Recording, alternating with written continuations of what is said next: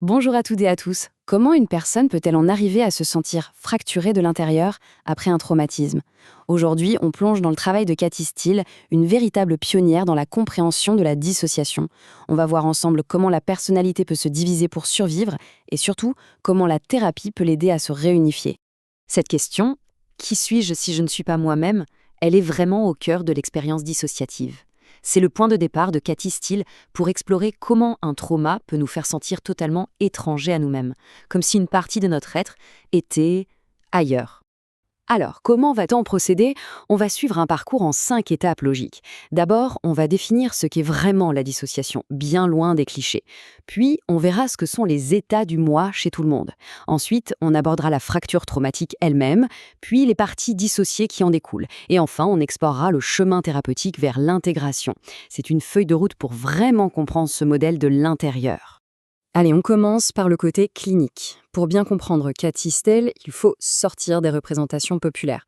On parle ici de diagnostics précis, comme le TDI, le trouble dissociatif de l'identité, où l'on observe plusieurs états de personnalité bien distincts.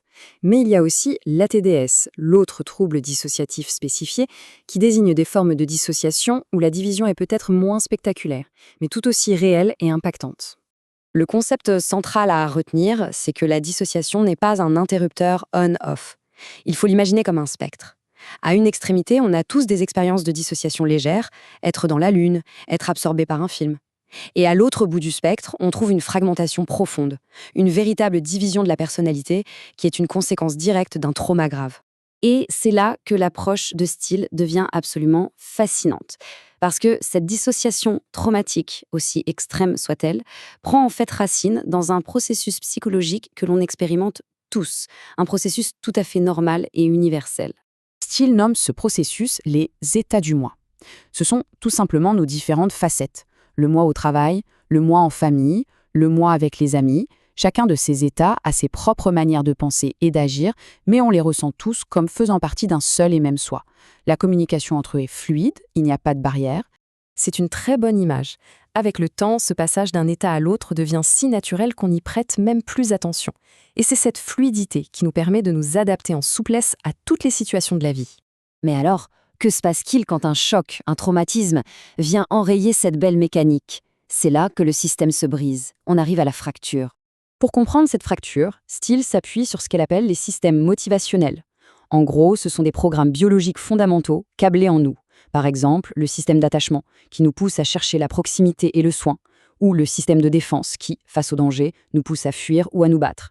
Ces systèmes créent des sortes de lignes de faille naturelles dans notre personnalité. Et voilà le conflit central, le dilemme absolument insoluble qui mène au drame. Un enfant a un besoin vital, biologique, de s'attacher à la personne qui s'occupe de lui pour survivre. Mais que se passe-t-il si cette même personne est aussi la source de la menace? Comment s'approcher de ce dont il faut s'éloigner? Face à cette situation impossible, la psyché de l'enfant n'a pas d'autre choix que de se ciser. La personnalité se fracture le long de ces lignes de faille. Et c'est ça que Steele appelle la dissociation structurelle. Ce n'est plus juste un moment d'absence, la division devient la charpente même de la personnalité pour pouvoir survivre. Cette fracture donne donc naissance à ce qu'on appelle les parties dissociées. Et elles ont des caractéristiques bien particulières, très différentes des états du moi normaux. Et voilà la différence cruciale. Ces parties ne sont pas du tout fluides. Elles sont rigides, comme figées dans le temps, encapsulées.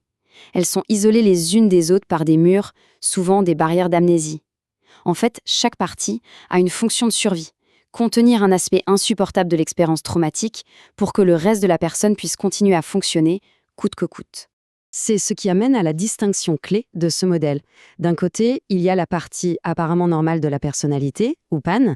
C'est elle qui gère la vie de tous les jours, qui va au travail, qui fait les courses, souvent en évitant tout ce qui rappelle le trauma. De l'autre côté, il y a là où les parties émotionnelles, les PE, qui sont restées bloquées, comme congelées dans le moment du trauma, et qui continuent de ressentir la peur et la douleur. Bon, face à un tel tableau, que peut faire la thérapie? L'objectif, et c'est absolument fondamental de le comprendre, n'est pas de se débarrasser de ces parties.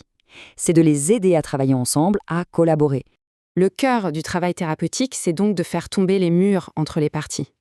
On cherche à rétablir la communication, à encourager la coopération, à créer une sorte de conscience partagée, ou co-conscience, pour que toutes ces parties puissent enfin fonctionner comme une équipe unie. Une étape thérapeutique majeure dans ce processus est ce que Steele appelle la réalisation. C'est un cheminement en 3 temps. D'abord, reconnaître et s'approprier l'histoire. Oui, c'est bien à moi que c'est arrivé. Puis, réaliser l'ancrage dans le présent. Ça n'arrive plus maintenant, le danger est passé. Et enfin, intégrer cette dualité. Je suis ici, aujourd'hui, et je porte ce passé en moi. C'est la base de l'intégration. Et quand on atteint cet objectif, la personne retrouve de la flexibilité, de la souplesse. Elle retrouve ce sentiment de continuité d'être soi-même. Cette capacité à se dire « c'était moi à 6 ans et c'est toujours moi aujourd'hui ». C'est précisément ce sentiment qui avait été perdu à cause de la fracture. On termine sur cette phrase de Steele qui recadre complètement notre vision. Il ne s'agit pas de personnes différentes, mais de différentes manières d'être la même personne. Pour un thérapeute, ça change tout. La question n'est jamais comment se débarrasser d'une partie, mais bien comment aider toutes ces parties à se reconnaître, à communiquer et à s'intégrer en un seul et même soi, plus riche et plus complet.